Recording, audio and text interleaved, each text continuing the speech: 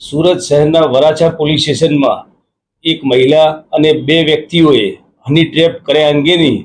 ફરિયાદ કરતા વરાછા પોલીસે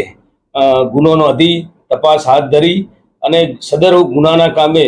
સમગ્ર હકીકત જોતા એક મહિલા કે જે હાલના ફરિયાદીને પોતે એક્ટિવા લઈ અને પોતાની 4 વ્હીલર લઈ જતા હોય છે, તે વખતે તેમની પાછળ પીછો કરી અને મિત્રતા કેળવી અને એકાંતમાં મળવા માટે બોલાવી અને એ દરમિયાન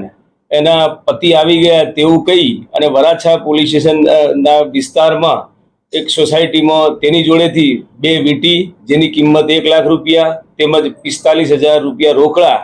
એ રીતે 1,45,000 રૂપિયા તેમની જોડે પડાવી લીધેલા. અને આ બાબતે પોલીસે એક અજાણી મહિલા તેમજ 2 અજાણ્યા વ્યક્તિઓ વિરુદ્ધમાં ફરિયાદ નોંધાયેલ હતી. વરાછા પોલીસ ઇન્સ્પેક્ટર અને તેમની ટીમે આ ગુનાના કામે 3 આરોપીઓની ધરપકડ કરેલ છે, જેમાં જે મહિલા હતી 35 વર્ષની આશરાની ઉંમર બતાવેલ હતી તે મહિલા તેમજ ગૌતમ તેમજ નિલેશ નામના 2 ઈસમોની પણ અટકાયત કરવામાં આવેલ છે અને હાલ તપાસ ચાલુ છે.